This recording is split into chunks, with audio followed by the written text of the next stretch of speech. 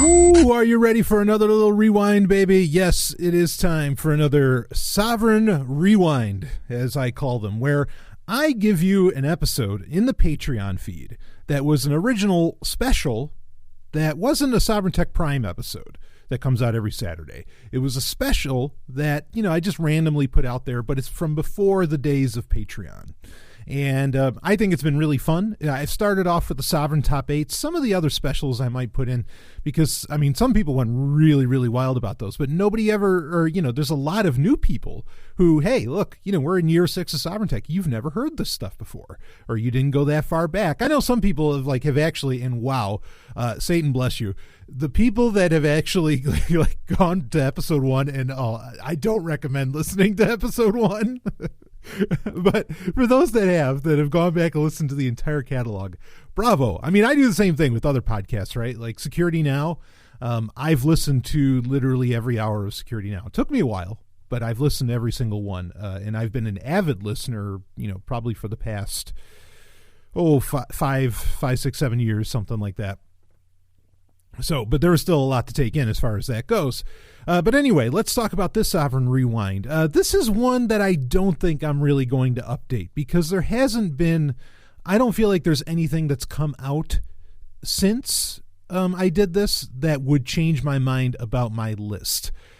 And the list, it's a Sovryn Top 8, of course, where I cover like the top 8 in a certain, whatever genre, venue, medium, whatever.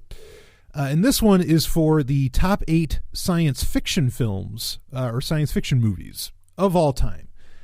And I really can't say that I'd update anything here. It all, most of the choices, and you can listen to, it's still important, you can look at what the choices are already, but I think, you might enjoy still hearing why I chose those, the importance of those, or maybe some of these you've never seen before. The one that I might shift up, so They Live is on there.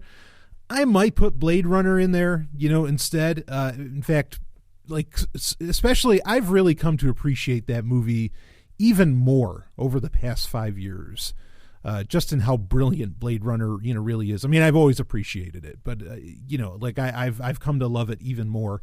And with Blade Runner 2049, that just kind of added to the mythos. Now, Soldier is on there, which if you remember my review of Blade Runner 2049, I brought up that how, now this is actually, we have a Blade Runner trilogy.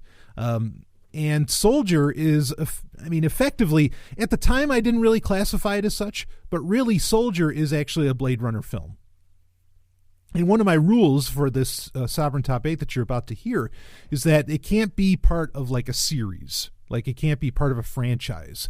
So really, I guess Blade Runner kind of couldn't make it just because technically Blade Runner is a trilogy now. It's Blade Runner, Soldier, and Blade Runner 2049. And before anybody says that, Soldier's not part of it, like I said, if you remember my review for Blade Runner 2049 on Sovereign Tech Prime, I brought up that you see direct references to like the trash ships or the garbage ships and everything from Soldier itself. They were not a part of Blade Runner. They were a part of Soldier. So the deep connectivity, the deep tissues there. And I think that that's fucking brilliant.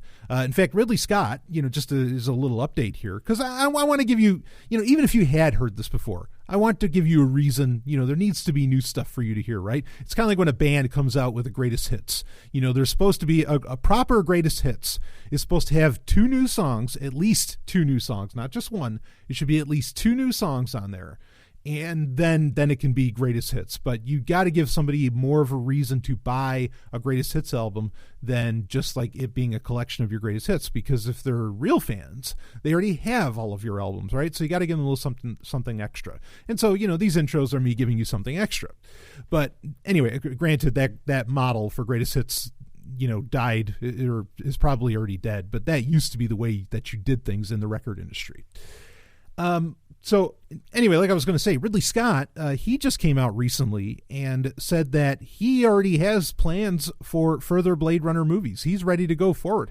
Now, I don't know how he can do this. Look, I would never insult Ridley Scott. I've made it very clear. He, between him and Paul W.S. Anderson, he's my favorite director, just straight up.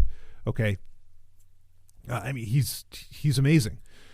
And, there's been some troubles with the Alien franchise, which, all right, real quick on that. So he came out, and I agree with him on this. He said he's made a bunch of comments recently, some of which we talked about in Star Wars Update, where he was talking about how to make a Star Wars movie. If he got offered, what would he do, etc. He's made the point that he doesn't understand why the Alien franchise isn't as big as Star Trek or Star Wars. And honestly, I think there's a great case for that. Like, I really, like, there is no good reason why it's not bigger, you know? And, you know, people could say, yeah, but, you know, there's really only 2 good Alien films. Well, in the grand scheme of things, not just for the diehards, but in a great, I mean, because for the diehards, yeah, Alien is as, you know, almost as big as Star Trek and Star Wars to me, okay? Because I'm a diehard Alien fan, you know, and Predator, all that mixture. I mean, like, really, it has the whole, it really has everything you need. It has the proper recipe. But anyway, but the point I was making is that, okay, fine. So everybody universally agrees that Alien and Aliens are great films. Everybody debates about things that came after that, right? Whether Alien 3 is any good, whether, you know, Resurrection with Joss Whedon, you loser. But whatever. You know, go down the list, okay? But, you know, really, when you get down to Star Wars, usually with Star Wars, most people feel, okay, I mean, most people, this sure as fuck isn't how I feel, but most people feel, yeah, A New Hope and Empire Strikes Back, those are like the genuinely great Star Wars films that everybody loves. A lot of people have major problems with Return of the Jedi. Nobody, except for myself, have problems with A New Hope or with Empire Strikes Back. So really, Star Wars only has 2 universally agreed upon great films, right? Star Trek, kind of the same situation. Like, you have Star Trek 2. Everybody loves Star Trek 2. Star Trek 4 was a major hit. But outside of that, I mean, maybe you could count First Contact. You know, there's not that universally agreed upon where within a popular consciousness something should be as big as as big as Star Wars or Star Trek. Alien really has everything that it needs to be that big. Like, it should be. And I think amongst genre fans, it's just as well regarded. You know, like, it really is. But yeah, whatever put that together. I mean, it's not like it doesn't have, you know, tie-in material. I mean, the Alien comics are the best fucking comics Dark Horse has ever done. Better than the Star Wars comics. Seriously. You know, when they do the crossovers with, Predator, or when they do the crossovers with RoboCop and Terminator and everything, or even, I mean, like, Alien is just perfect because it can appear anywhere. You could have the crossovers with DC, you know, like the Alien versus Batman or Alien versus Superman. Alien versus Judge Dredd. That's one of my favorites. So, yeah, it is weird that Alien really isn't as big as Star Trek or Star Wars. I agree with Ridley Scott on that. So, but the direction that he seemed to be wanting to be taking the Alien universe in was more about concerns and fears over AI, not so much about the xenomorph or the neomorph specifically. And, you know, really the better genre, or the better franchise to do that with is an Alien. You know, don't change no pun intended, don't change the DNA of Alien, but you could go with Blade Runner. I mean, Blade Runner's always been all about that, you know. So, and also, you know, I mean, in my massive science fiction wet dreams, I mean, I've always wanted for the Blade Runner universe and the Alien universe to at some point like merge, you know, kind of like how Isaac Asimov, he wrote, you know, the robot novels, then I guess depending upon the order, he wrote the Foundation novels. He wrote a lot of novels. He wrote the Foundation novels, wrote the robot novels, then he wrote like the Galactic Empire novels. And then all of those kind of came together, you know, to become one universe where you can go all the way from iRobot to Foundation and Earth. Or if you even want to go further, you know, you have the Foundation and Friends. I always thought it'd be kind of cool for Blade Runner and the Alien films to somehow be, you know, attached. I mean, because you already have the androids in Alien. I mean, like, it's just, they're there. It's in so many ways, it's really already there. There's no good reason for that either. You know, for those not to be like a singular universe, but whatever, they can be separate too. I'm okay with that. So, but yeah, Blade Runner really, really should belong on this list, even though now it wouldn't fit its criteria because it's technically part of a series now, you know, as to where the criteria with the list you're about to hear is it needs to be, you know, standalone, and there's no other, you know, at least nothing within the same presentation. Like, because there's a movie that might surprise people that's on here is Wing Commander, but Wing Commander's, a completely standalone, like almost reboot of the universe. It's not related to the games or anything, so it can kind of stand on its own. Same with some of the other ones. All of them can more or less stand on their own, because like the film itself is self-contained, right? As to where Blade Runner is no longer self-contained.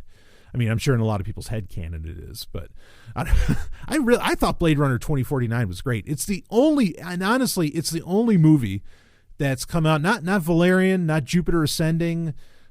I can't think of any of the science fiction movies, sure as fuck not Arrival. That movie was the movie was good. It's not as good as everybody's like wanting to lay out. Okay. But bottom line being, there hasn't been a science fiction film since this was recorded. And this was originally recorded in, I think, 2014 or maybe very late 2013. There hasn't been one to really like unseat anything here. There hasn't been anything to really to move in on it other than, one of the Blade Runner films. I mean, in 2049 was that damn good. Obviously, the first Blade Runner would get on this list before 2049 would, but that movie was just a masterpiece and brilliant. Movies like Tron should certainly be on here if they weren't part of a series now. And I think Tron Legacy is just as great a film, if not greater, than the original Tron. So there's a lot of movies that could have, that could make this very easily. But again, I have the one stipulation that it can't be something that that's part of a franchise. So anyway, so this will be the top 8 science fiction movies. Again, it doesn't need any updating. I mean, the classics are the classics. Arguably, all the great movies have been made. I don't think that's an unfair assessment to make. I could almost argue that, I mean, there was a long time, like years and years and years, where I thought, I was like, well, Gladiator comes out. What was that, like 99? And I just thought, all right, that's it. Like, movies can stop now because that's the greatest fucking thing to ever get made. I mean, yeah, there's other movies that have come out, that people can go, nuts over the room, whatever, and that's fine.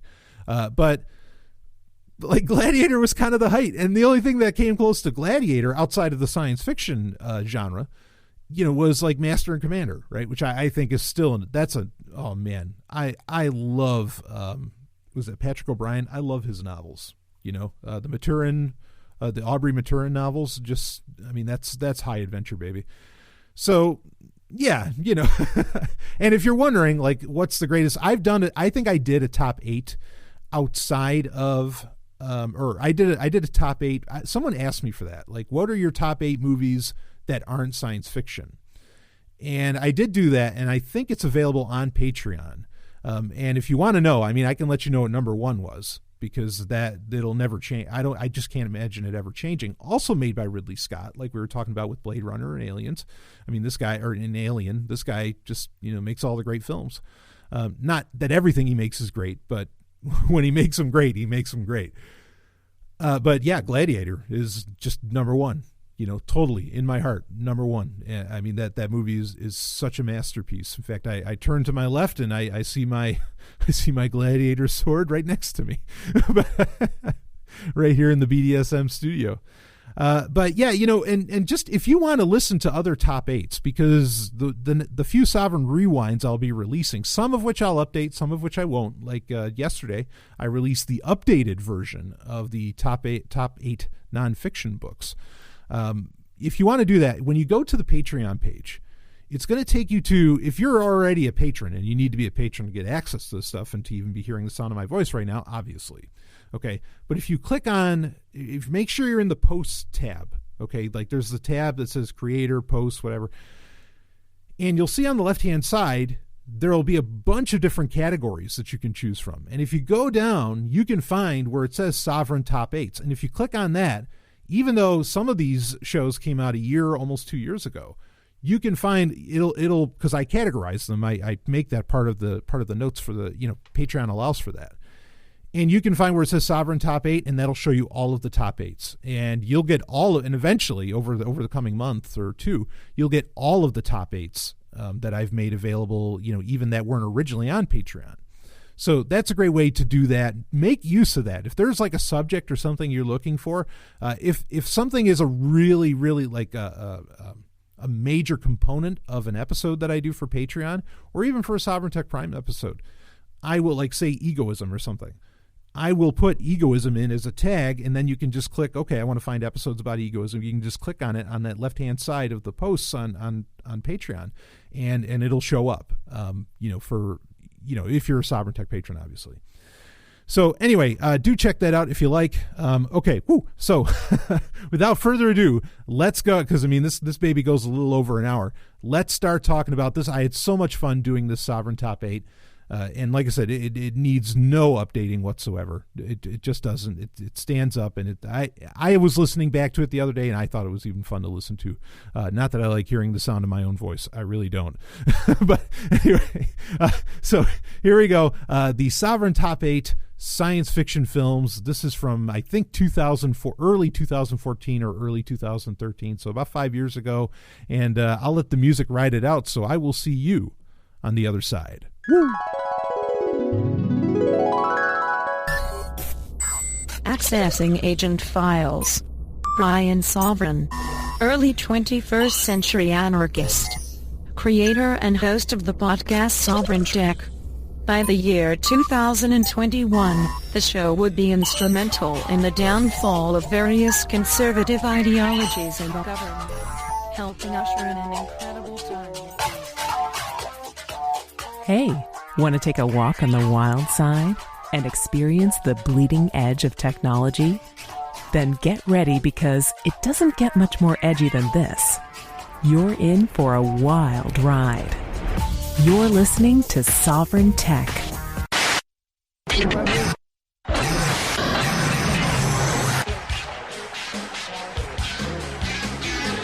Tired of boring specials about history, science, and technology?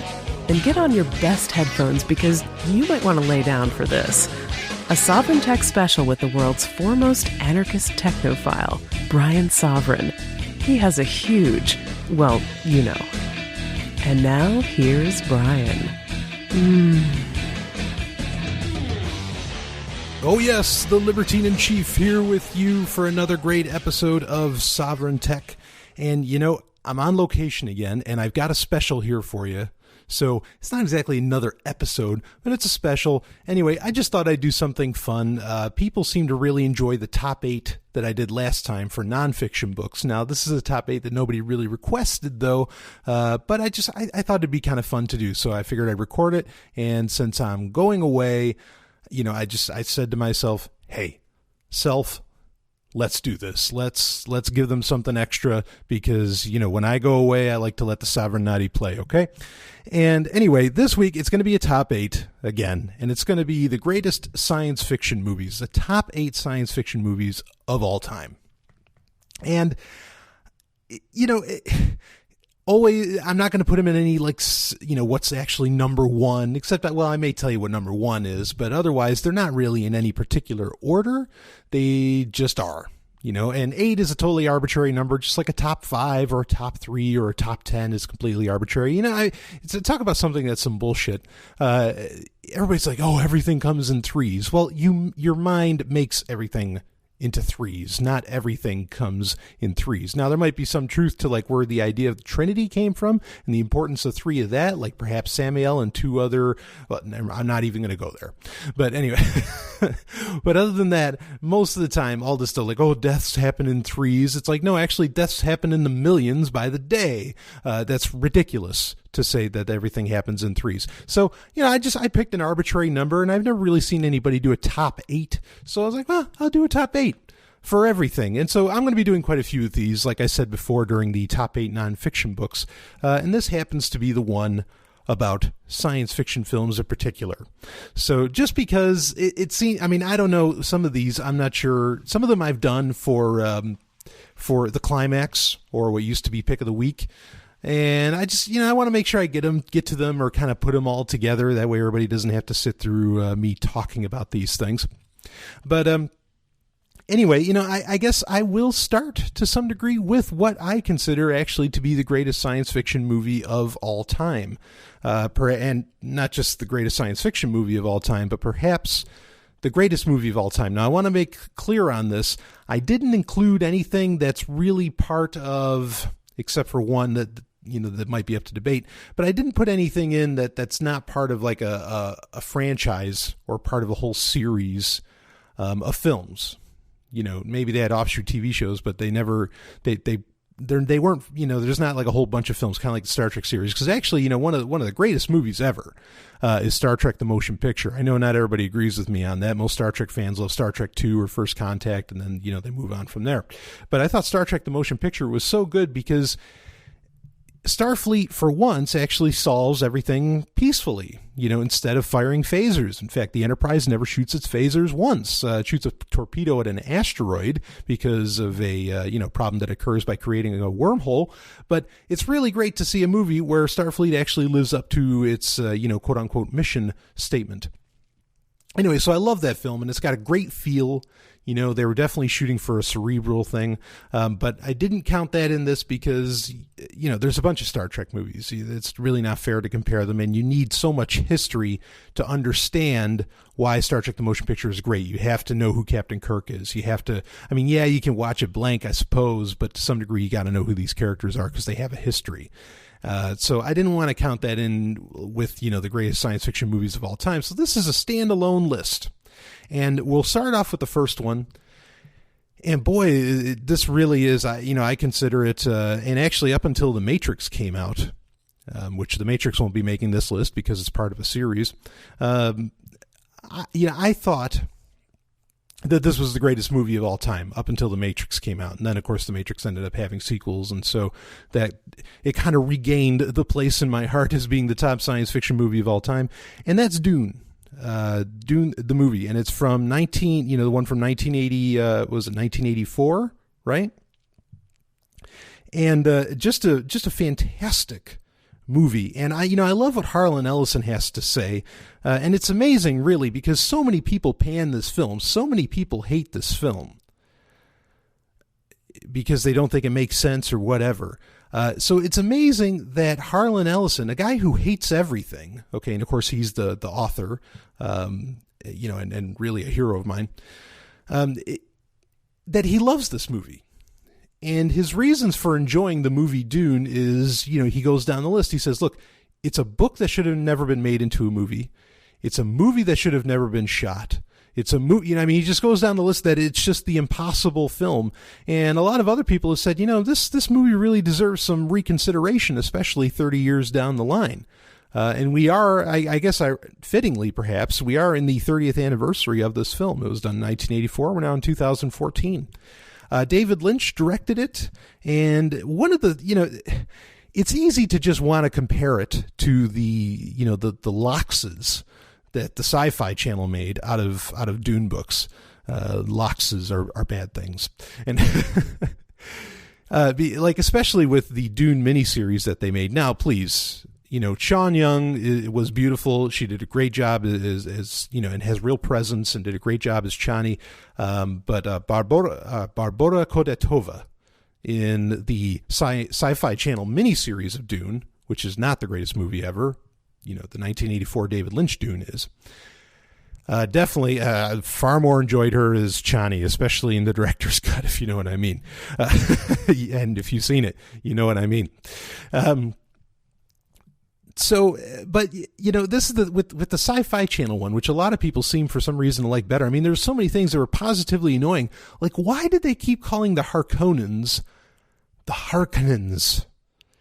As to where with the original Dune movie that came out in 84, Frank Herbert was on the set. He was there. He could tell you, no, it's pronounced this way. And so for them to think that you need to change the way the word Harkonnen is said, it was very strange. The Sci-Fi Channel movies took way too much creative license, shook things up. It was nuts. Though I did appreciate they pulled off some, admittedly, if you're into not wanting to see explicit content, the original Sci-Fi Channel version of the Dune, the miniseries that they made, not the 1984 film, okay? They had an incredibly tasteful orgy without really showing an orgy. It was amazing. They had a very tasteful sex scene between Chani and Paul Atreides, of course. And yeah, if you don't know what Dune's about, boy, that's tough to say. It's really about the rise of a young Messiah on a planet in the year 10,191. And that being Paul Atreides, who's part of the family, the House Atreides. And, he ends up becoming Paul Muad'Dib, and he becomes a messianic figure on this planet. And this planet is unique because it has this, the planet Dune, or also known as Arrakis, has this very unique element there called the spice that gets mined there, and the spice is vital for space travel across the veritable galactic empire that's there. And so it's all about him freeing these people. I mean, it's so intricate, it's very tough to describe. But it's a great movie. It has a fantastic style. David Lynch always brings a specific style to anything that he does, even though he really wanted to get separated from this film. And this movie, the original, the 1984 Dune, comes in a multitude of formats. There is what they call the Alan Smithy version. Now, Alan Smithy is a pseudonym that a director uses in Hollywood if they don't want to be attached to the project. So anytime you see Alan Smithy, there is no Alan Smithy. There's just somebody who didn't want their name in the credits. Okay, and so that's what happened there. There's this like Alan Smithy version that's 4 hours. It's 4 hours when it's aired on network television. It's actually, only like 3 hours in reality. Not even that, actually. And there's a theatrical version that everybody kind of knows and loves, and that runs about 2 hours, a little under 2 hours. There's also the Spice Driver version, which is a fan-made version which puts in tons of deleted scenes. Now, that one literally does run about 4 hours, and that has everything. And that's really that's my favorite version of the film. Though, one could argue that I grew up on the Alan Smithy version when watching it. So it's a tremendous film to see. There's a lot there. It's actually, ironically, it's kind of sexy. I think, had a great cast. A great cast. Jürgen Prochnow, Max von Sydow, Patrick Stewart's in it. This is a role that he had before he did Star Trek The Next Generation. How many people even know that he acted before Star Trek The Next Generation? Of course, he had Kyle MacLachlan, who would later on continue to work with David Lynch, like in Twin Peaks. Fantastic movie. It really was. And there's nothing else quite like it out there. And you don't have to read the book. Believe me, the book is a very different animal from the film, but the film just stands so much on its own. And it's one of those movies, and this is seemingly what David Lynch always does. It's just really cool, to see. There's nothing else quite like it out there. I do recommend, if you watch the Alan Smithy version has like this 20-minute opening prologue, or it's not 20 minutes, but it feels like that really explains the Dune universe very well, that you don't get when you watch the theatrical version. Okay. And so I've always told people the order within which to explore the Dune film is watch the Alan Smithy version. Okay. Then watch, you can, if you got through that, if you dug that, you can either watch the theatrical version or the Spice Driver version at that point. Okay. And people have the aptitude now to watch, when I was growing up, nobody wanted to watch a movie over 2 hours. Like Braveheart was this oddity for being 3.5 hours long. But now with Lord of the Rings, I guess everybody watches 6-hour movies. So, so what the hell? So then you can watch the Spice Driver version, or, what I like to call the theatrical version. I actually call it the fast food version, because if you want a quick fix of this tremendous universe, that you watch with Dune, you can just watch you can watch the theatrical version. So the theatrical version stands as just a way to really whet your appetite whenever you need to watch a movie. I don't know if anyone else does that. I mean, sometimes, to me, Dune is a very inspirational film. In the books, boy, you want inspiration. There's so much wisdom in the entire Dune series. It's amazing. In fact, there's a Twitter account called Tweets of Dune, and it's awesome. I mean, you get great quotes from the books all the time. Not to say that the movie does that, but it certainly can remind you of the books if you've read the books. So, fantastic movie. And to just, with movies, like I said, if it's an inspirational film, sometimes you just want a little inspiration. And so you want to, maybe watch your favorite scenes from a movie for a while. I mean, that's how YouTube got originally popular, right? Is that people were compiling their favorite scenes from things, and people would go to YouTube and watch it and get millions of views, and they'd use it as a degree of inspiration. And nothing wrong with that. I think that's fine. So Dune, fantastic movie. I put it as for me, greatest movie of all time. That's up until, that could change. If they ever actually make the Harlan Ellison screenplay of I, Robot into an actual film, I would, that might take the cake. Or if they ever make movies the Foundation series by Isaac Asimov, that might take the cake. But of course, that would be a huge series of films. And get ready for that. At some point, that's just like an untapped resource that Hollywood's kind of been holding out on. I think when Hollywood finally goes broke, they're just going to go for broke with the Foundation series and, make a shit ton of money, which they will certainly do. So anyway, in this Dune I'm talking about, this is not was Alejandro Jodorowsky that film that he made. That's a whole different story, and I'm not even going to go down that. So let's move on. Let's go to the next movie. So we got one down. We talked way too long about it, which is Dune. The next movie would be Metropolis. And this is really... Metropolis is something else. This is a movie. It's made by Fritz Lang. It's kind of the original in some ways. Yes, there are a couple things that are actually older, I'm aware. Okay, but in some ways, it's really kind of the first science fiction movie. It's from 1927. This is, and it's from a time where... this is real epic, but it's from a time, during silent film, so there's no talking during it, so this is not something you can really enjoy while you're multitasking, because you have to read the subtitles. They are part of the film. There's so much going on screen, you really have to see it, and there's a lot to take in. I mean, it's hard to believe when you look at the scope of this movie. It's hard to believe it's from 1927, but this is really, boy... The reach, the legacy of this film is still being felt to this day. It's really something. And, this is all about, there's essentially two classes of humanity. Again, keep in mind, this is 1927. Okay, you have two classes of humanity. You kind of have the worker class, then you have sort of the more scientific class, or the upper class, however you want to put it. And to try and stop a revolt of the lower class against sort of the upper class, there is a robot is made to emulate this character named Maria, who is kind of the leader. The sort of the prophetic leader against the upper class, okay? And there's just, talk about something that's full of like esotericism and occultism. This movie is loaded with it, and it's kind of creepy. And like I said about the legacy, I mean, most pop artists, especially female pop artists, at some point play out the character of Maria, which... people might want to find kind of weird after you watch this movie. I think you'll really understand. It is a film also that is not entirely restored. There's quite a bit of it that disappeared. There's quite a few minutes of the film that just nobody could find. And then a few years ago, about a decade ago, finally some people found some more of the film, and that got released in 2008. So even if you watched it, in the 90s, or if you watched it years ago, it's worth a rewatch, because now they've incorporated a lot of this lost footage. There's still about 5 minutes missing, and apparently it's like a fight scene and something else. But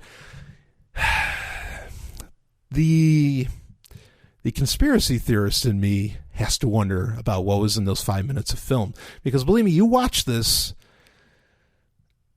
And you're going to wonder, like, I'm not going to go into that. If you want to know about that, I'll talk about it during an important email segment. You can email me if you want me to talk about Metropolis. But I think if you see it, and especially if you've got that more anarchist or liberty mindset, you might go, boy, that's kind of weird that movie was a little odd. It might raise some red flags. So anyway, check out Metropolis. Make sure you get the 2008 version of it. Definitely a lot more definitive. And we'll probably never see this movie in its actual entirety, unfortunately, as much as I would like to do that. Speaking of conspiracy, so while we're at it, one of my favorite films, and a film that a lot of conspiracists actually use, especially they use a lot of the quotes, they use the plot, they use video from the film and all that, and that's They Live. And this is a movie from 1988, starring Roddy Piper, who was a wrestler. For those that don't know, he was actually a tremendous athlete, great wrestler. It also had Keith David in it, that most people will recognize his voice pretty much instantaneously because he's done a lot of voiceover work, but he was also Goliath. He did the voice of Goliath in the great cartoon series Gargoyles, the 90s cartoon series Gargoyles. That I love that show. Real serious cartoon, especially when it was definitely marketed towards children. But they're in this, and Meg Foster's in it too. But anyway, this whole movie is about essentially, this guy, the economy's down because it's taking place in 80s America. And he kind of runs into this group of people, this sort of group of revolutionaries. And they have these sunglasses. And they're warning this group of quote unquote revolutionaries. They're transmitting, there's like this guy that's a preacher, and he's telling everybody, look, turn off your the television. It's all they're dumbing us down. They're controlling our minds. They're making us apathetic, and they're taking over the world. And life is not what you think, and all this stuff. And so eventually, Roddy Piper's character gets his hands on these sunglasses that once he puts them on, suddenly when he flips through a magazine, he sees all these subliminal messages like buy more and obey and all these other, and then he's like, even on billboards, he sees, just all this stuff telling him, to keep the status quo going. And then he starts looking at some people and he sees they're not human. There's something else. There's some kind of, now they're not reptilian, which, that's one group of, like David Icke's group, one kind of conspiracy theorist that, that loves to quote this movie. So the idea is that the blinders are lifted off when he wears these sunglasses, and he sees the world for what it is, and he sees it as an absolute sham. The movie is also the home of a classic line that Duke Nukem would end up using later, which is, I'm here to, this is when he starts going on the warpath, essentially, against these aliens, and They Live, and he says, I'm here to kick ass and chew bubblegum, and I'm all out of bubblegum. And, most people don't realize that that's where that line came from. But it's a fun film. But it does kind of have a message about, the status quo. And I think it's a short movie. I don't even think it's an hour and a half long. And it's really something that I think a lot of people, it'll make you think. I'm not going to give away, how it all goes down in the plot exactly. But it'll definitely, raise your eyebrows and go, In fact, one of the things that annoys me is that a lot of the conspiracy theorists that use this movie as their, template for what's going on in America today, they forget that one of the subliminal messages that, that Roddy Piper sees through the sunglasses is marry and reproduce. As if those two things perpetuate the system, and this is definitely a movie that's kind of one could make the case that it's anti-capitalist to some degree, but the idea of not anti-market, but anti-capitalist. And, it's ironic. Nobody ever talks about that.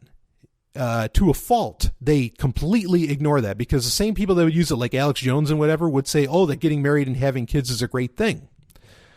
And yet John Carpenter, who made this movie, and John Carpenter, of course, being a pretty famous guy for a lot of his films, was clearly saying, no, this is marry and reproduce is part of the problem. with what's going on in the world. And so, that's just something to consider. And because I think a lot of times I can come off as saying the same thing. And I don't mind if people do marry and reproduce. But is it, is this something that I'm interested in? No. But so don't think I'm trying not to preach against you here. Okay. But I'm just saying it's something to consider. And clearly I'm not the only one that thinks that way. Anyway. So check that out. I thought it was They Live is just a fun film. Let's see what else we've got. So we've done Dune, Metropolis, They Live. Let's go on to something a little more militaristic. Now, of course, I've talked about my military history in recent episodes of Sovryn Tech, and so obviously I'm not a fan of the military or of that stuff. But this is actually a movie I saw long before I went into the military, and that's pretty much because it came out long before, and I went to theaters to go see it, and it's a fantastic movie. It came out in 1998, which a lot of people call one of the greatest years of movie in history, along with 1987. So, and it has Kurt Russell in it, and it's Soldier.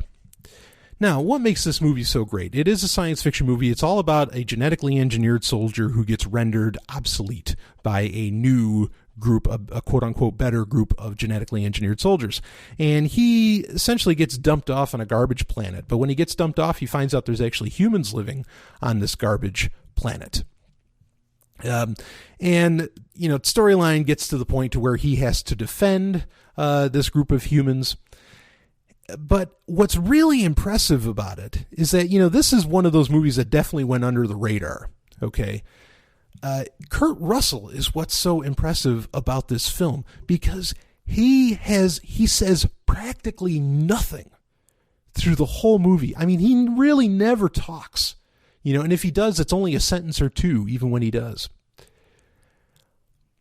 But you know exactly what he's thinking. You know exactly what's going on. And actually, it's the first Paul W.S. Anderson movie I ever saw, and it just created a proverbial love affair with me for Paul W.S. Anderson's work, including the Resident Evil movies that he would do later, even though Pompeii was an atrocity. I can't believe he made that. But by and large, I love his movies.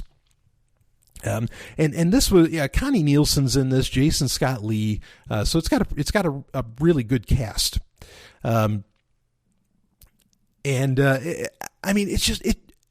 It's tremendous, and good luck trying to find a copy of this. I think you can get the Blu-ray now.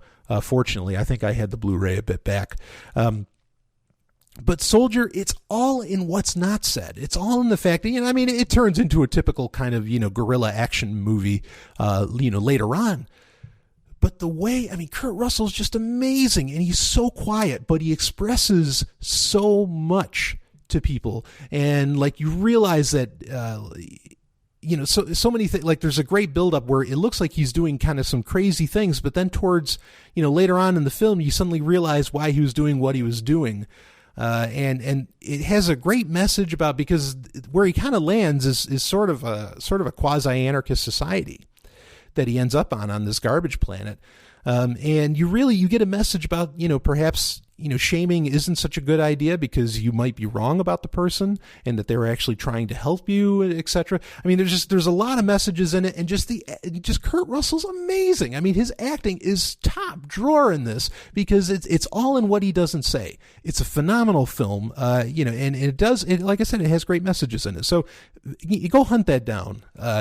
Any of the movies I'm talking about on this top 8 list, if you haven't seen Soldier, that's the one. Go catch it. Okay, because it's got a lot of action, some violence, a little gore, but tremendous movie. I really enjoyed that, and it's all about in what's not said that'll really blow your mind.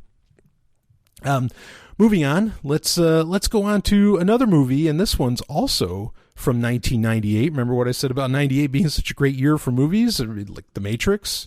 All this stuff, and then suddenly episode 1 came out in 99, right, for Star Wars, and everything went downhill. And this is Dark City. Dark City is also one of those, what some people would call a cult classic, as in it didn't necessarily do so well in the box office. In fact, it just made budget. It was a $27 million budget for that, and in the box office, it only did $27 million, which is pretty bad. But as Rufus Sewell is in it, Kiefer Sutherland, Jennifer Connelly, of course, she looked fantastic and always does a great acting job. William Hurt was in it. And just a tremendous Alex Proyas. I don't know a whole lot of his other work, but he really delivered the goods, because he helped write the film too with David Goyer. Now, David Goyer is a name that a lot of my listeners might recognize. He's tremendous. So anyway, Dark City, all about this, this guy who comes to this realization that the world is like changing every night, and people's identities are changing all the time. And you find out that there's this, I'm giving it away. So if you want to go watch the movie first, you might want to go watch it. But you find out that there's this, there's like this alien race that, and I won't give the ultimate ending away, but there's this alien race that's really messing with humanity, and they're trying to find out what exactly makes humans human. Like what is their, what drives them, what compels them to keep going. And so they do kind of these weird experiments where they keep rewriting, everybody's like lot in life. Like this, the same woman one day could be, could be a pauper, essentially. And then, whenever the clock hits like midnight, everybody goes to sleep, and then they'll inject the human. And then that same woman the next day, they'll put her in a mansion, and she'll be the rich. And so they're trying to figure out, what is the real core of a human being, despite their circumstances and all this stuff. And it's very much a Matrix-like film, because you get that same thing where, like Neo, you have this messianic kind of character who, really figures out what's going on and starts seeing how it all goes. Often, it's often a theme in science fiction, like we mentioned with They Live and, and even Dune, where these characters come to the realization that the world is really fucked up. They always kind of knew it, but then finally they get the means to do something about it. And that's an empowering message, I think. But Dark City is very much like The Matrix a lot. In fact, it has like the whole dark edge to it and everything. It was being developed long before The Matrix was. So, some people would make the claim that there was a copying going on. But I don't know that that's true. I don't think that either movie copied off of each other. Maybe, if anything, The Matrix copied off of Dark City, because Dark City is just really far out. That clearly would have been the more original idea, in my opinion. And just a great movie. And I definitely recommend that one if you've never seen it. And it's funny because I almost walked out of it. Like halfway through, I almost walked out of the theater, and because I was like, what the hell is this? But then it all kind of, just because I didn't like the whole, I didn't enjoy the whole darkness of it and all that. But I'm glad the 90s they were getting very experimental with films, with mainstream films, not just indie films. They were getting incredibly experimental, and I think that's great. And you get gems like Dark City that came out, and you get a year like 1998. So anyway, let's move on from Dark City. You can check that out, but definitely one of the best of the bunch. And just to really, when everything comes together in Dark City, the movie just becomes amazing. Kind of like, remember the movie Wild Things with Kevin Bacon and Denise Richards and all that? When you finally see how everything happened in the movie, and you get this culmination of stuff, it actually ends up being this really great film instead of just being sexy, right? And I'm talking about Wild Things as far as being sexy. I don't know if there's anything sexy about Dark City. So really unique aesthetic, definitely worth checking out. And I didn't give away the main ending. That was kind of shocking, I think. Anyway, moving on to just a few months ahead from when Dark City came out. This did technically come out in 1999, though I still kind of class it as in that realm before Episode 1 came out and suddenly all movies turned terrible. And it's Wing Commander. And Wing Commander this is the movie, not the games. Now, I have talked about many times, Wing Commander are some of my favorite video games. They definitely top the list. And Chris Roberts, actually, the Wing Commander games were so damn popular that, and they were, especially Wing Commander 3, 4, and Prophecy, they were movie productions in and of themselves, and they kept getting more and more expensive. So I think Hollywood thought it was just logical that, hey, this guy's already making these things into movies. Let's make a movie. In fact, let's do a trilogy. Let's try and make this a new Star Wars, okay? And that made sense because in the games, not in the movie is Freddie Prinze Jr., but in the games, Mark Hamill, a.k.a. Luke Skywalker, was the lead character, Christopher Blair, Major Christopher Blair, and or Colonel Blair, right? Colonel Christopher Blair, depending on which game you're playing. So anyway, they made a movie, and this is a movie where you might watch it and you go, well, that really wasn't that grand. It was definitely better in the 90s as far as effects go and all that stuff, and even then a lot of people complained about the effects. And they put in a cast. They had Saffron Burrows, and they had Matthew Lillard and Freddie Prinze Jr., who were, at the time, were incredibly popular for the Scream movies, or was it the Scream films or whatever, or no, Matthew Lillard, I think, was popular for that. Freddie Prinze Jr., those guys were a little more popular for Scooby-Doo down the line. And also, anyway, I can't remember all that teeny bopper bullshit, really bullshit. So they were trying to appeal to a really young audience by putting together this really young and kind of at the time hip acting, cast. And Jurgen Prochnow was also in this, by the way. We mentioned him earlier, that he was in Dune. And David Warner was also in it. And they tried to make that kind of a thing, too, because David Warner had sort of just come off the heels of playing an incredibly minor character in the movie Titanic. But Titanic was such a cultural force at the time that, that really anybody, even if you were just a stagehand on Titanic, you were a name. You were a big name. So in my opinion, they grabbed David Warner for that sort of thing, because he played Admiral Toland, who was far better played in the video games by McDonnell. Malcolm McDowell. Sorry, not McDonnell. And this movie, the greatness in this film isn't so much the film itself, and I've talked about this to some degree before. I remember I did a two-parter. If you're a longtime listener of Sovryn Tech, I did a two-parter a while back where it was about Power Rangers, and I said, yeah, Power Rangers was good in the 90s, especially if you were young. But the real beauty of Power Rangers was always in the potential of where it could go, and sometimes at what it hinted at what was going on. And I think this is the case, at least for me, with Wing Commander, is that there's all these like really great ideas, especially if you have, it's not really a rare book. I think you can get your hands on a copy if you go to Amazon. You're not going to find it in an ebook. And it's the Wing Commander, the flight manual, which these things were also popular in the 90s too, and I just ate them up. Because I have this ridiculous obsession to learn all that is learnable. And so even in imaginary universes like Wing Commander, I just got to know every goddamn thing. And this Wing Commander flight manual, or technical manual, that they made for the movie, again, these were popular in the 90s where they just, they generally always sell gangbusters. And you find out a lot of what the movie doesn't tell you about. Like in the movie, Wing Commander is all about this battle between Earth, or the Terran Confederation, and a cat-like species called the Kilrathi Empire. And, it's basically, a war film. It's not really unique in that, but obviously it's all in outer space.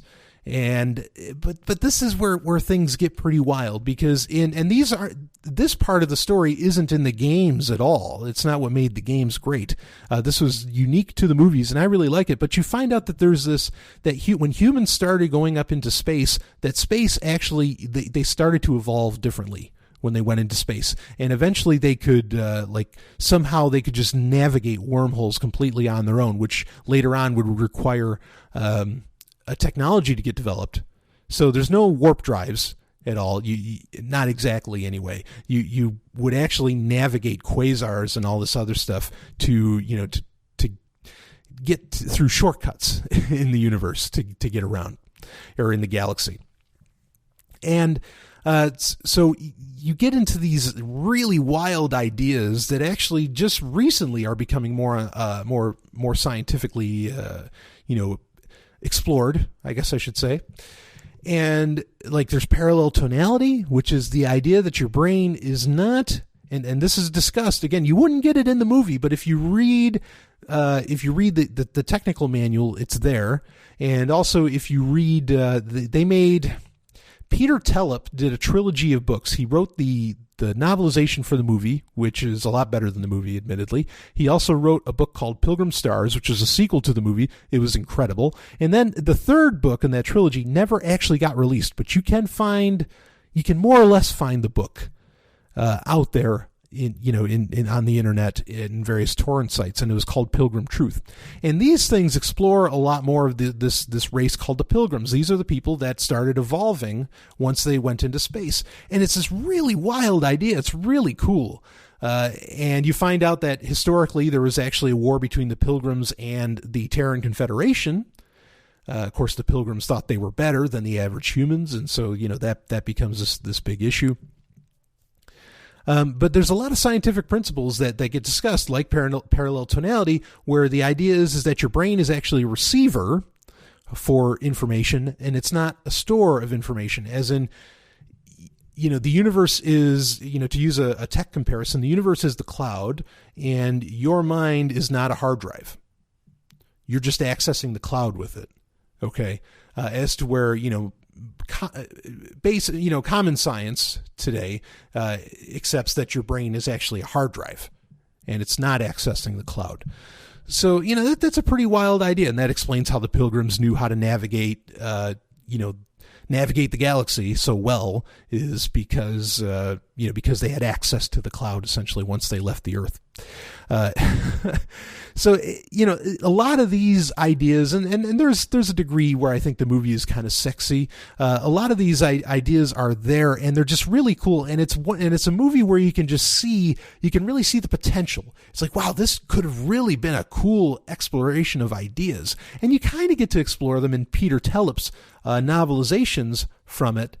But I would have loved to have seen what Chris Roberts, the creator, would have done with it. Now, of course, Chris Roberts is moving on to Star Citizen. Will he take, because Star Citizen, the game Star Citizen that's coming out, I've talked about plenty of times in Sovryn Tech, that Chris Roberts is making, the original creator of Wing Commander. He took a lot of cues from his Wing Commander series and put him into Star Citizen. So if there's going to be a grand storyline for Star Citizen, boy, I hope he puts in something like the Pilgrims, because I thought that was such a cool idea.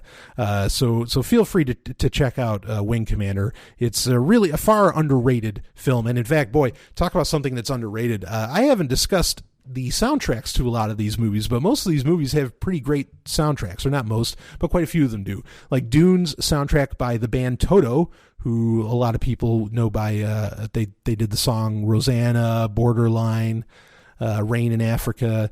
Lots of great songs in the 80s. But anyway, the theme for the movie Dune is tremendous. I mean, it's just a classic. I've played it on Sovryn Tech before because it's just so damn good. I had to get it in there. And ironically, also, the theme for Wing Commander by David Arnold of, at the time, Independence Day fame, and also he's known now for scoring most of the James Bond movies in recent years.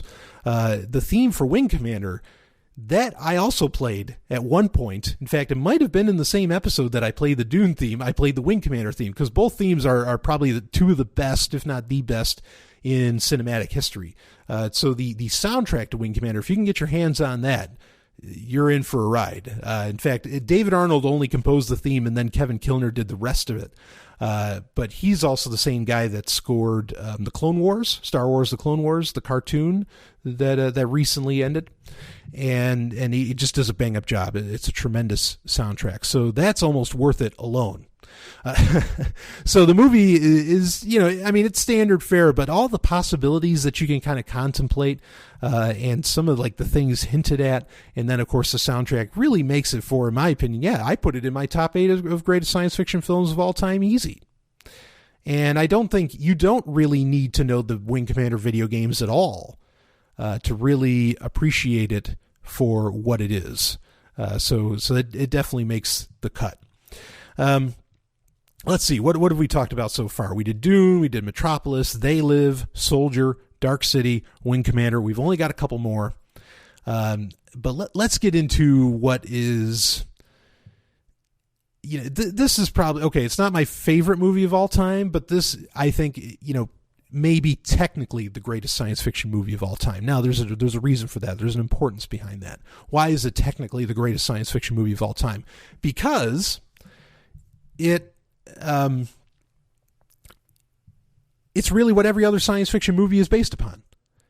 Modern science fiction as we understand it today, from the marine type thing, that everybody loves with Halo, from Star Wars, from Star Trek, and a lot of the technologies in Star Trek, all this stuff, all these different ideas and theories. This one really, this is where all those ideas came from. It's pretty much between the Foundation series of novels and Forbidden Planet, the movie. That's where just about everything we know of as far as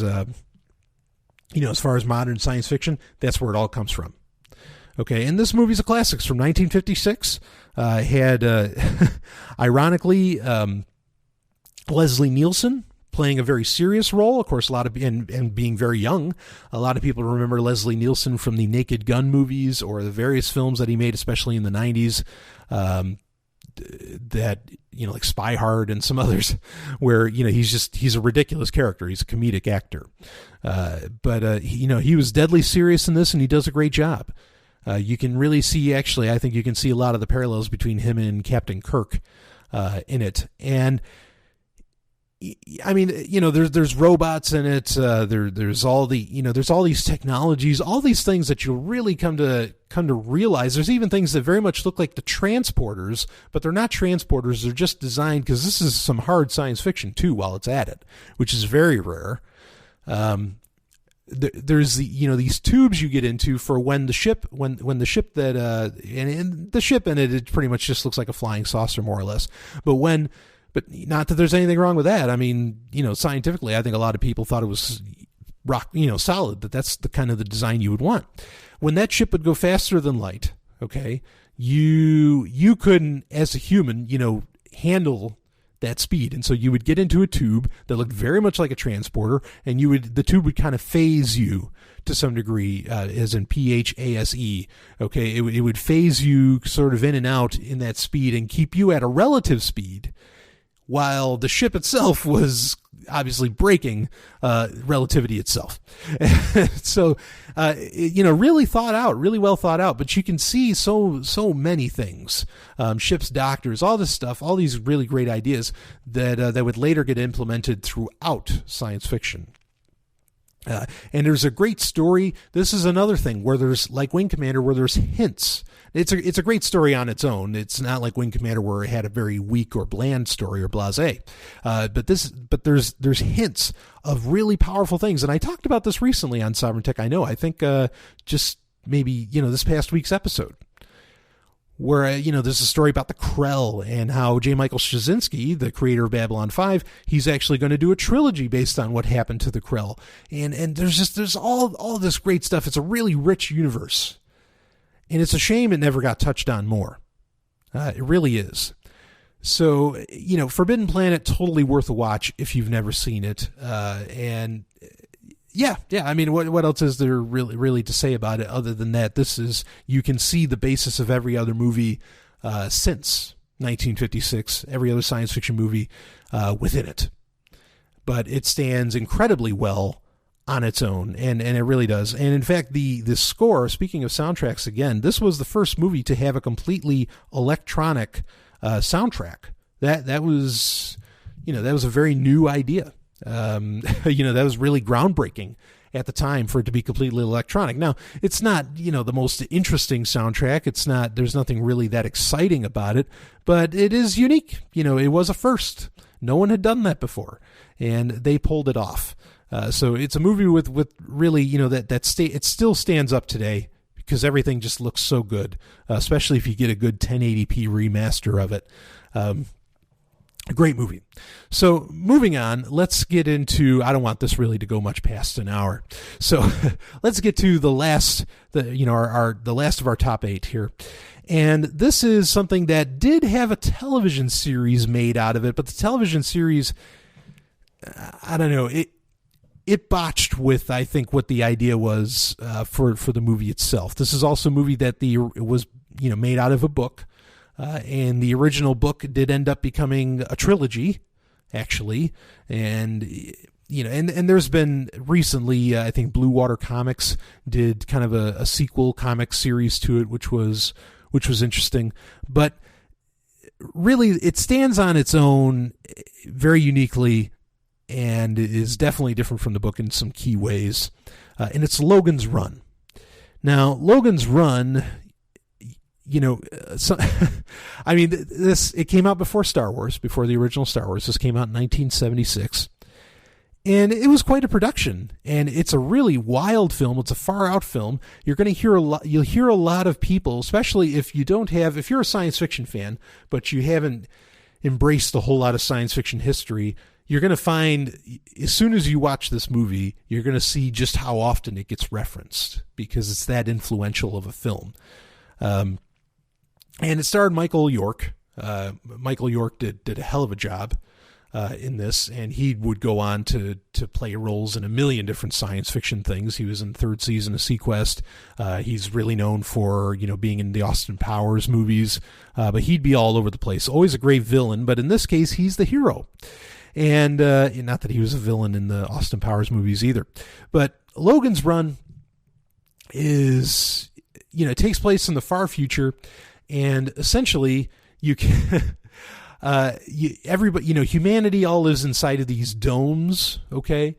And it's a very, what one would commonly call a hedonistic culture. Now, it's not hedonism as I would use it, but what a lot of people would say would be hedonism. This is it. Everything's just, it's pure pleasure all the time. It's a very high-tech society, and it all just kind of runs on its own. But there's a catch. That, yes, life is grand. People are having sex everywhere. It's really wild. In fact, there's a great scene where, the movie's so open to sexuality. There's a great scene where Michael York's character named Logan 5, they have numbers. Logan 5 he's like looking to have a good time, okay? And so he can actually choose somebody, like there's somebody on like the dating grid, essentially. And he can hook up with them. Okay. And he can choose. And there's a point where on the dating grid, like he'll actually, like a guy appears instead of just women. And he's just like, yeah, not really. But you get the hint that, oh yeah, because the guy kind of like does this, kind of looks at him quizzically. And so there's very, very open to homosexuality, very open to, there's orgies happening constantly throughout the film, under the dome. And so, that's unique to see in 1976, especially in mainstream film. Which I thought was really cool. But anyway, at 30, this is the catch of the whole society, okay? At 30, you're dead. That's it. You die, okay? You have these crystals on your hand that actually kind of tell like this little crystal in the palm of your hand that tells your age. And when when that crystal turns red, like I think initially you start yellow or blue, then it becomes green as you're growing up. And then when you get into your late 20s, it turns red, which means you're getting close to, red, you're dead, right? So, but there's this lie that exists within this society of being renewed. Okay, where you actually, they kind of tell you, well, you'll be reincarnated. Okay, you never actually die, you're immortal. But it's not true. People die. And so there's this event that occurs called Carousel, which is really, you'll never see anything quite like it in any other science fiction film. But you have this police force within, everybody's pretty much doing whatever they want. So it's not like crime occurs, but there is one crime that can occur. And so there's a police force called Sandmen that have to hunt down what are called runners. That's why it's called Logan's Run. And what runners are is they're people who do not want to go through Carousel, who do not want to go through renewal. And, so they try, when they turn 30, they try to get away. And they try to hide. And so there's this whole kind of rebel movement you find out about that exists, under the domes. And I'm leaving out a whole ton. There's so much more to discuss as far as that goes. But this is really, and not ironically, it's a sexy movie, okay? But what's not sexy about it, it's not the orgies, It's not the rooms full of nude people and all that actually makes this movie sexy. Because what it's about is Logan, actually, he kind of gets ordered by this computer that seems to be running everything. This computer tells him you need to find what they call sanctuary. And sanctuary is this idea where you can, instead of renewing, you can get away and you can live past 30 by getting to sanctuary. And so the computer that runs the domes, that runs humanity pretty much, tells Logan, okay, you are now tasked with finding sanctuary and destroying it. And so it's all about Logan trying to get out of the city, getting out of the domes. And eventually he does, with the help of a woman who is part of this, rebellion. Boy, when they get outside, it kind of has this sort of Adam and Eve feel, because there's no one else really out there, and they escape, and there's of course some various trials and tribulations, to be able to escape. But when they get out there and it's just them and the world is beautiful, maybe, these domes were built because of some kind of nuclear holocaust to protect everybody that's within inside them, who knows, but now the earth is gorgeous. And they're just living it up. They take their clothes off and they go swimming in a pool and everything. And they go around, and unfortunately they end up in Washington, D.C. Now, if you want to rebuild society, that's the last place I'd want to go to, right? But yeah, there's just this very much, the sexy idea of, two against the world. You and a lover, and it's just the two of you. Or maybe not just the two of you, but the idea is that, there's just that bond between a couple of people, or, it could be more, but obviously, I'm a huge proponent of polyamory. But yeah, it's just, I don't know, there's something to that whole idea that really makes you think. And anyway, the movie ends up, Logan doesn't... you find out there isn't any sanctuary, and that most people that have actually escaped from the domes didn't really escape. I'm not going to give away a whole lot of the hints of that. But the movie ends off with a definite ending that anything you've read since, okay, like the comic book series that was released later, or the TV series, doesn't really touch on. So because, something happens to the society within the domes, and that's all I'm going to kind of say about it. But an awesome, also, I will hint at this. If you love cats, you'll love this movie. Like, I don't mean the Broadway play Cats. I mean the actual animal. If you love cats, you would love this film. So it's a great movie. It's another one where there's nothing quite like it, and I think that's a lot of what I was trying to do here with the science fiction top 8, is that there's no other movies quite like these, and that's what makes them so damn great. So let's rerun over what exactly were the top 8 sci-fi movies of all time in the Golden Stallion's opinion. And of course, it started off with Dune, the original Dune with David Lynch from 1984, Metropolis, the 1927 Metropolis, not the anime, and Forbidden Planet from 1956, They Live from 1988, Soldier from 1998, Dark City from 1988, Wing Commander, which technically should have been 1998. Soldier, Dark City, and Wing Commander, in my opinion, are all 1998 films. And then last and certainly not least would be Logan's Run from 1976, perhaps the greatest science fiction movie, or not, it would have been, before Star Wars, that would have topped my list, just for the sheer sexiness of it. So anyway, if you haven't seen these movies, I get the sense that a lot of my audience has already seen most of these, but if you haven't, these are the ones to check out. I think these are the movies that get referenced a lot, and if they're not ones that are referenced a lot, they're ones that really that deserve a good second look at, and also they're ones where, to spur the imagination. because I think that's a lot of fun to do with so many different movies and series, is what are they not saying, or what are they hinting at? This is what made Alfred Hitchcock movies so great, right? Is that he never really like revealed, he never totally showed you what was happening, and you had to use your imagination. And when I use my imagination with some of these movies, especially Wing Commander, oh man, I end up with stuff, just incredible ideas, tremendous thoughts, and really, again, some really sexy moments. I have to say. So check them out. Anyway, I don't want to go into too much more about this. I will be doing a lot more top 8 specials, and I'll try and keep them a little more particular. Maybe I'll do a top 8 historical films or something. I'm certainly open to doing that. And I didn't mention, I didn't get into movies that are part of a series, because that really opens up all kinds of things as far as science fiction goes. Like, I love the Resident Evil movies, obviously Star Wars, obviously Star Trek, The Matrix. Is a tremendous film series. I know a lot of people didn't like the second and third one. I loved them. I thought the second one was great. I totally disagree. This is something that's going around, and there was an article actually in Huffington Post that I think they even did a top 8, oddly enough, where they said like maybe it was 6, I don't know, but it was, or maybe it was more. It might have been 12 or 20, I don't know. But they said these are the movies that, when upon re-examination, actually aren't that good. And The Matrix was in that list. I don't understand how that could be. That movie still stands out. That movie's still amazing. That movie's still eye-opening. That movie was so world-changing.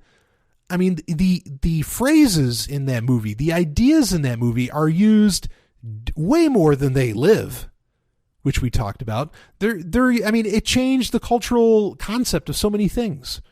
The world is literally different since The Matrix came out. And the movie still, it's got a great style. The soundtrack is amazing, but I guess, side tangent. That soundtrack was rated as one of the greatest soundtracks of all time. And now people listen to it and they hate it. They're like, oh, it's too depressing and too droning. Wait a minute. Weren't you saying the same exact fucking news outlets saying back then, oh no, the music was awesome, this is great? These people are they're so full of shit. There's that one guy, Joe Levy, that works for Rolling Stone, and this guy, he just sells out to whatever is popular at the time. And he's not even telling you what's popular. He just wants to, I don't know, he's just vying for relevance. You know what I mean? And look, I don't really care for, it had Du Hast on it. It had Monster Magnet. It had some other great bands on there. So, and Marilyn Manson and all great stuff. I thought the soundtracks for all those movies were great, but it just shows how people are so fickle and how they totally believe what's good based upon what someone else tells them is good. The Matrix was amazing, but I'm not even getting into that. There's a ton of series of films that I could go into. Maybe top 8 science fiction shows might be the next one, or maybe the top 8 fiction books. If you've got one in particular, if you got a topic that you actually want me to talk about, where you want me to do a top 8, you can email me, sovereigntech@riseup.net, or get in touch with me on BitMessage. Take your pick. And let me know, and maybe I'll do it. So anyway, I'm going to be at PorkFest this week. You're going to get a double load this week. Don't worry. I always tell you, when I go away, I make sure you got plenty to listen to. Okay. So you got a double load coming. You're going to have this episode, and then you'll have a great episode 80 of Sovryn Tech, where I had the lovely and hyper-intelligent Dr. Stephanie Murphy on, and I thought it was just an awesome episode. Tons of information covered, tons of really interesting ideas, and a lot of what I feel was a lot of vindication that came out this week. And I will say that while I'm at PorkFest, Google I.O. will be going on, Google's big event. I will be covering that in episode 81. Believe me. Okay. But obviously I'm not going to be doing, maybe I'll do a special on it the following week or whatever, but I'm going to be finding out about it, kind of indirectly, and I'll have to watch it later. So don't come to me for news this whole past week, because I'm at PorkFest, and I'm kind of happy to not be on the internet so much while I'm there. So I'll catch up on it, and I'll give you a full wrap up of what I think, my response to a lot of what's going on there. So anyway, hope you enjoyed this. I think I rambled a bit, but that's okay. Feel free, if you enjoy anything I do, again, don't hesitate. Look in the show notes. In the show notes, there's, all the ways you can donate to the show.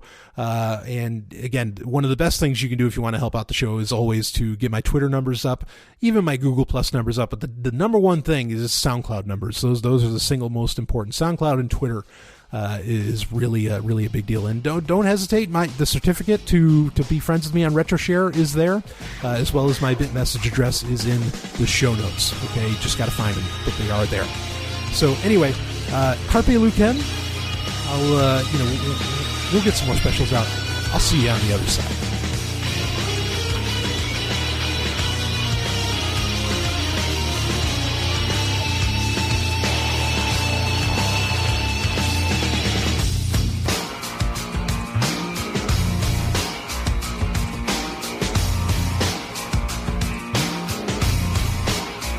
You just experienced Sovryn Tech. Go to sovryntech.com, that's SOVRYN tech.com, and connect with us there. Find links from today's show and catch our podcast feed. Sovryn Tech is copy heart. Copying art is an act of love, and love is not subject to law. So please share the show however you like. Welcome to the evolution.